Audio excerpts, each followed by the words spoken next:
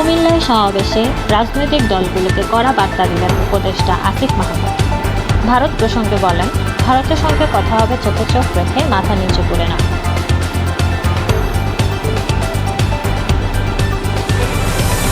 Doctor ইউনূসকে সমর্থন জানালেন মার্কিন সিনেটর মেজরিটি হুইপ ডিক ডারবিন।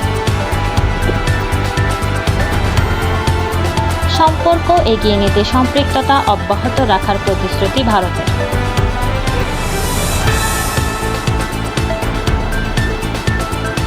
ঢাকা কলেজ আইডিয়াল কলেজের শিক্ষার্থীদের সংঘর্ষ, আহত 15।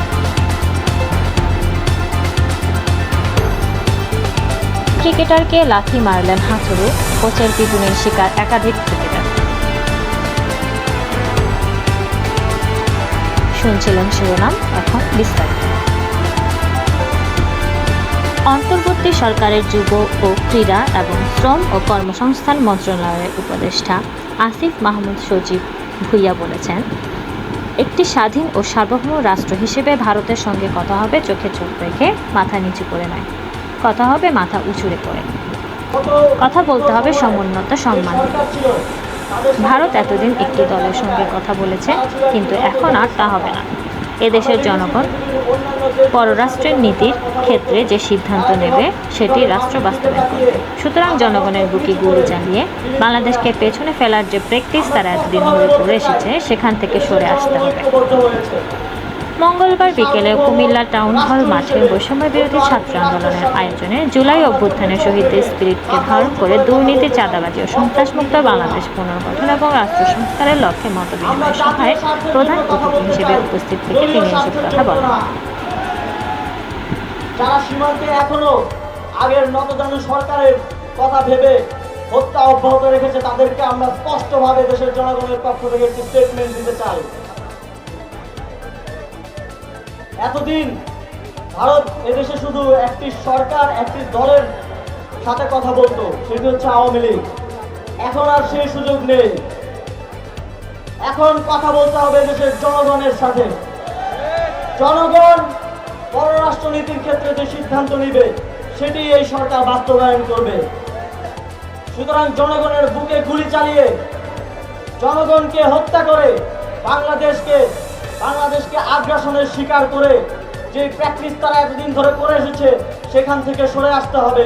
জনগণের সাথে কথা বলতে হবে, চোখে চোখ রেখে কথা বলতে হবে, সমুন্নত সম্মান দিয়ে কথা বলতে হবে।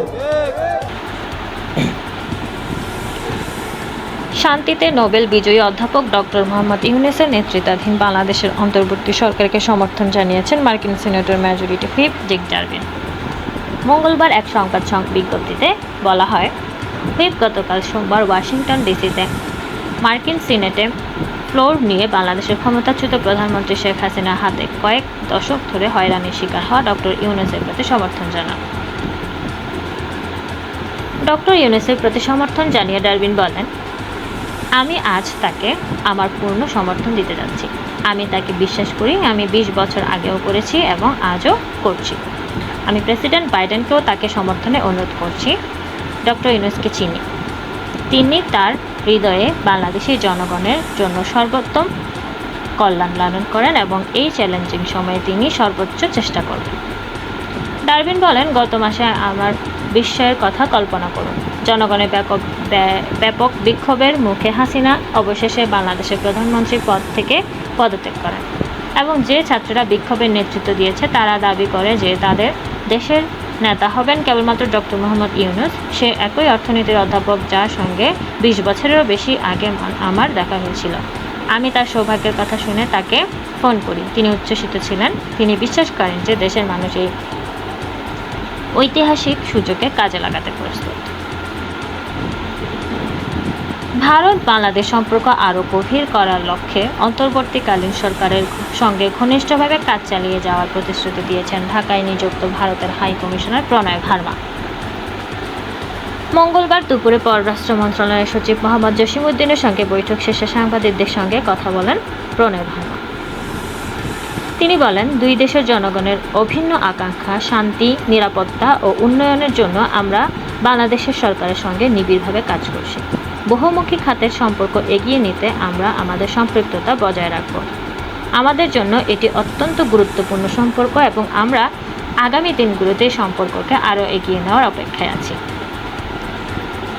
নতুন পররাষ্ট্র সচিবের সঙ্গে সৌজন্যে সাক্ষাতের পাশাপাশি ব্যাপক আলোচনা হয়েছে বলে উল্লেখ করেন প্রণয় ভার্মা।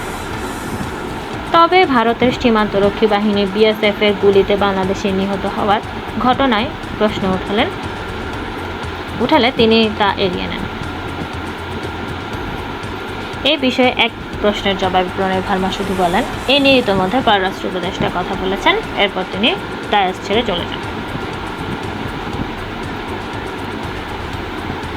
রাজধানীর সায়েন্স ল্যাবরেটরি এলাকায় ঢাকা কলেজ ও আইডিয়াল কলেজের শিক্ষার্থীদের মধ্যে সংঘর্ষে আহত হয়ে অন্তত 15 জন ঢাকা মেডিকেল কলেজ হাসপাতালে চিকিৎসা নিয়েছেন।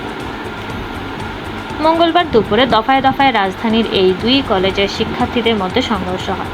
সংঘর্ষের এক পর্যায়ে সেনা সদস্যদের এসে পরিস্থিতি নিয়ন্ত্রণের চেষ্টা করেন।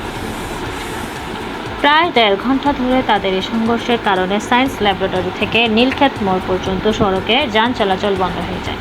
ফলে ওই এলাকায় তীব্র যানজটের সৃষ্টি হয়। ঢাকা কলেজের এক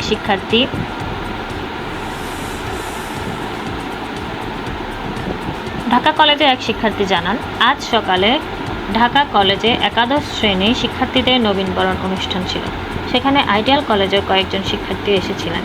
সেখানে কথা কাটাকাটির জেরে আইডিয়াল কলেজের শিক্ষার্থীদের সামান্য মারধর করা হয়। বিষয়টি ঘটনাস্থলে মীমাংসা করা হয়, কিন্তু আইডিয়াল কলেজের শিক্ষার্থীরা সেটা মেনে নেননি। পরে তারা সায়েন্স ল্যাবরেটরি মোড় এলাকায় এসে জড়ো হন। তারপর ঢাকা কলেজে হামলার চেষ্টা করেন। এতে আমাদের অনেক শিক্ষার্থী আহত হয়েছে।